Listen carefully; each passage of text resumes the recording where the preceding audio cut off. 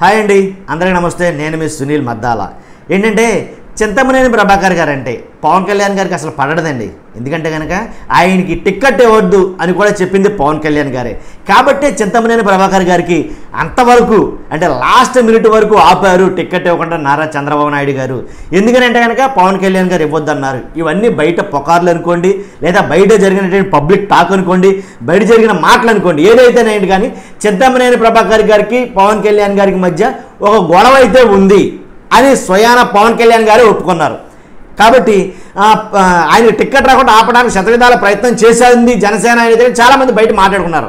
కానీ ఇవన్నీ ఒక ఎత్తు అయితే, ఏదైతే కృష్ణా జిల్లా గన్నవరం నియోజకవర్గం హనుమాన్ జంక్షన్లో నిర్వహించిన వారాయి విజయబేరి సభకు జనసేనానితో పాటు పవన్ కళ్యాణ్ హాజరయ్యారు. ఆయనతో పాటు ఈ సందర్భంగా ఆయన ప్రసంగిస్తుండగా ఏపీ దిశ మార్చే ఎన్నికలు మే 13న రాబోతున్నాయని అన్నారు.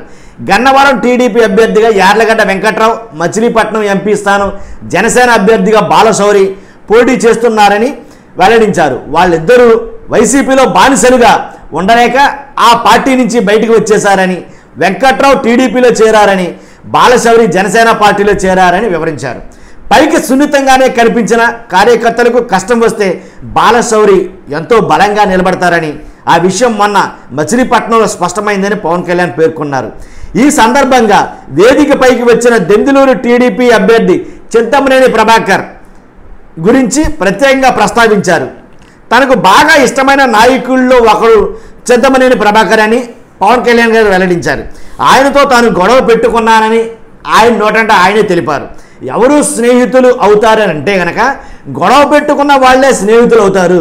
దెందులూరు నుంచి పవన్ కళ్యాణ్ పోటీ చేస్తానంటే నేను గెలిపిస్తాను అని చెప్పిన వ్యక్తి చింతమనేని.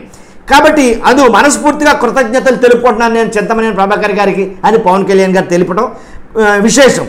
తర్వాత ఆయనతో గొడవ పెట్టుకోవడం కూడా నాకు ఆనందంగానే ఉంటుంది అని పవన్ కళ్యాణ్ గారు అనడం, దానివల్ల అక్కడ ఉన్న స్టేజ్ మీద ఉన్న వాళ్ళందరూ నవ్వడం జరిగింది. ప్రేమ ఉన్న చోటే గొడవ ఉంటుంది ఏమంటారు ప్రభాకర్ గారు అని ప్రభాకర్ గారిని అన్నప్పుడు ఆయన కూడా చిన్న నవ్వు నవ్వడం జరిగింది. మా ఇద్దరికి ఆ సామరస్యం కుదిరింది. గొడవ పడినా సరే మా ఇద్దరికి ఆ సామరస్యం కుదిరింది. గొడవతో మొదలైన స్నేహం చాలా బలంగా ఉంటుందని చెబుతారు అందరం. కాబట్టి మా స్నేహం కూడా బలంగానే ఉంటుందని పవన్ కళ్యాణ్ గారు కొన్ని వ్యాఖ్యలు చేయడం చాలామంది సభలోకి వచ్చిన వాళ్ళని ఆశ్చర్యపరిచింది. నాకు కూడా ఆశ్చర్యం అనిపించింది. అందుకే మీకు కూడా ఆశ్చర్యం అనిపిస్తుందని నేను వీడియో చేయడం జరిగింది. మీ అమూల్యమైన అభిప్రాయాన్ని ఖచ్చితంగా కామెంట్ రూపంలో తెలియజేయండి. అలాగే కొత్త వాళ్ళైతే కనుక ఖచ్చితంగా సబ్స్క్రైబ్ చేయండి, లైక్ చేయండి, ఈ వీడియోని షేర్ చేయండి. Thank you very much.